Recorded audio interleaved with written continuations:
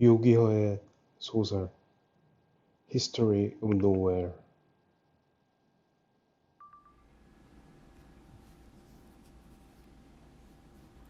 서울.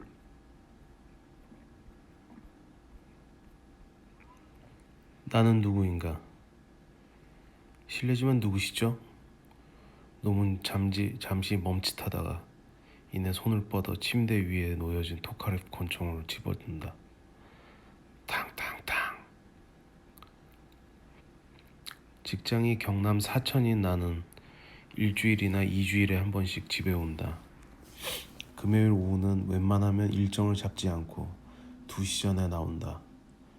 기사가 마산역에 데려다주면 서울까지 KTX로 170분. 보통은 서울역에서 대치동까지 차가 많이 막혀서 집에는 7시가 넘어야 도착한다. 피곤하지만 항상 아내가 따뜻한 저녁 식사를 차려놓고 기다리고 있고 그 후에는 둘만의 오붓한 시간을 가진다고 생각하면 좀 설레기도 한다. 오늘은 이상하게 길이 잘 뚫려서 30분 정도 일찍 도착했다. 택시에서 내린다. 깜짝 놀라게 해줄까? 하다가 생각해보니 내 나이 곧 환갑. 그러고 살기엔 좀 많이 늦은 것 같다. 무기력하게 오른손 검지를 구부려 30층을 누른다. 몇 년 전까지 은마 아파트가 있던 자리에 들어선 50층짜리 고층 주상복합. 난 좀 만만한 동네에 넓은 집을 얻어 정원도 가꾸고 개도 키우고 여유 있게 살자고 했지만 대치동 토박이인 아내는 굳이 이곳을 선택했다. 그녀는 초등학교 5학년 때까지만 해도 천재 소리를 듣는 피아노 신동이었다. 변호사였던 아버지는 클래식 애호가였고 그녀를 미국이나 독일로 보내 콘서트 연주자로 키우고 싶어서 지원을 아끼지 않았는데 웬일인지 서울예고에 진학하면서부터 그녀의 연주가 늘지를 않았고 줄리아드에서 수학했다는 연대 교수까지 수천만 원에 동원해서 슬럼프를 이겨보려 했는데 급기야 고2가 되면서 손목이 고장나서 더 이상 빠른 곡은 칠 수도 없는 지경에 이르렀다. 그때부터 그녀에게 대치동은 좌절이라는 단어와 오버랩되는 곳이었고 배우자로 군인이었던 나를 선택한 이유도 가급적 그곳에서 먼 곳으로 떠날 수 있기 때문이었다. 그러다가 3년 전에 갑자기 다시 돌아오기로 결정했다. 나에겐 부족한 것이 없다. 30년 가깝게 변함없이 나를 사랑해주는 남편, 그리고 훌륭하게 커서 각자의 꿈을 쫓는 아이들이 둘이나 있다. 남편은 엘리트 장교 출신 전직 장성이고 첫째인 딸은 서울 의대를 나와 레지던트를 하고 있으며 둘째인 아들은 얼마 전 피아노 전공으로 줄리어드에 갔다. 재산은 대치동에서도 탑 10%에 들 정도고 무엇보다 사람들이 나를 보면 아직 30대로 본다. 성형외과, 피부과 근처에도 안 가봤는데. 그런데 행복하지 않다. 지난 세월 남편을 따라 많은 곳을 거쳐왔다. 서울, 철원, 워싱턴, 도쿄, 베이징. 몸이 힘들었다고 할 수는 없지만 3에서 5년 주기로 항상 낯선 곳에서 낯선 사람들과 부대끼며 살아야 하는 것이 처음엔 좋았는데 언젠가부터 진절머리가 나기 시작했다.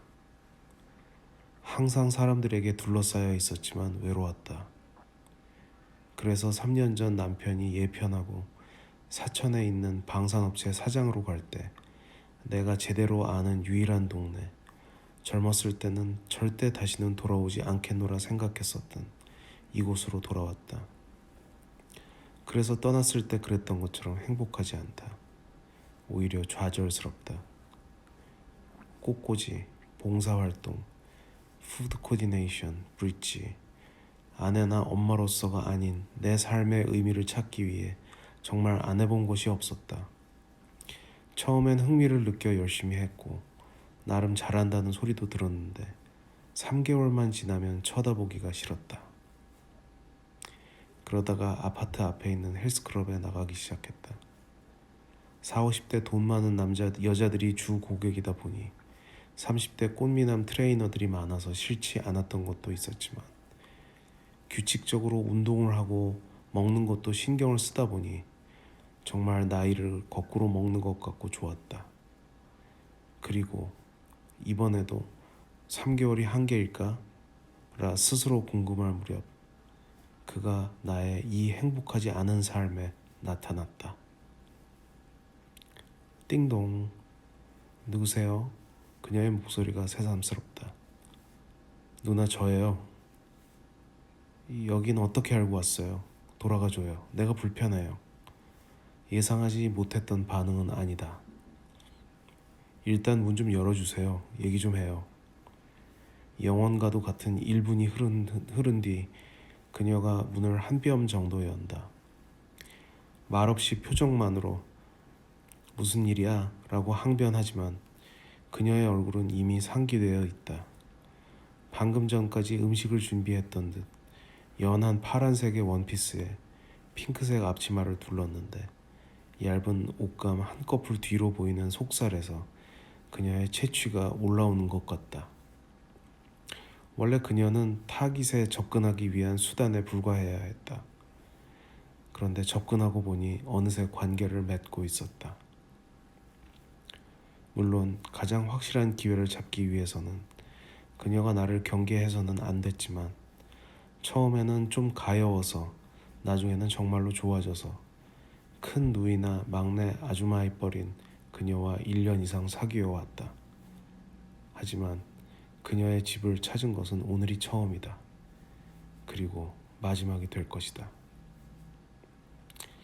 일단 문 좀 열어주세요. 얘기 좀 해요. 틀림없는 그의 목소리다. 어쩌지? 망설이다 문 안전고리를 걸고 한 뼘 정도 문을 연다. 그는 북에서 왔다고 했다. CNN에서 봤던 것처럼 기회를 찾기 위해 중국에서 3년이나 인간 이하의 생활을 하다가 넘어왔다고 했다.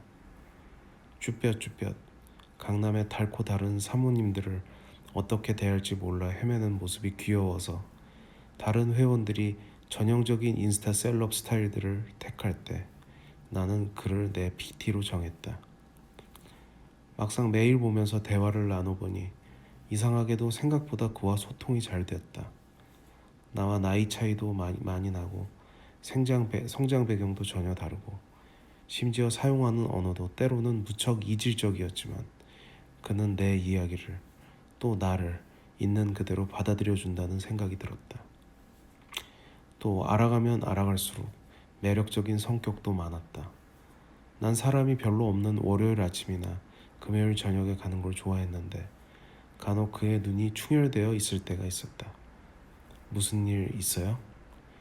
그게 헬스클럽에 있는 TV로 드라마를 보다가 간혹 북에 두고 온 가족들이 생각나서 또 10대, 20대 자신이 가지지 못했던 삶에 대한 아쉬움에 눈물을 흘린다고 했다. 다부진 외모와는 달리 내면이 아주 부드러운 청년이었다. 그리고 어느새 그는 내 삶의 일부가 되었다. 처음엔 그냥 운동 끝나고 차 한잔 같이 하거나 그가 살림살이를 장만해야 할 때 같이 가서 골라주는 등 지극히 평범한 만남으로 시작했지만 언젠가부터 우리는 될 수 있는 한 대치동에서 멀리 떨어진 곳에서 데이트를 즐기기 시작했다.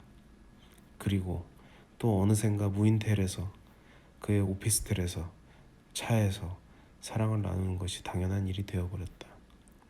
하지만 막상 오늘 그가 우리 집 문을 두드리니 어떻게 해야 할지 모르겠다. 좀 있으면 남편이 올 텐데 머리는 그를 밀어내라고 명령하는데 내 몸은 좀 생각이 다른 것 같다.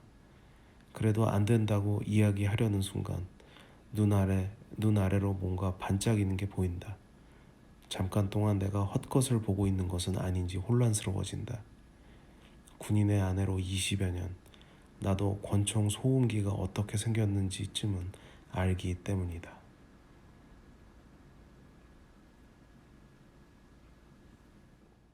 재밌게 들으셨는지 모르겠습니다. 요기허의 소설은 예스24에서 구매하실 수 있습니다. 감사합니다.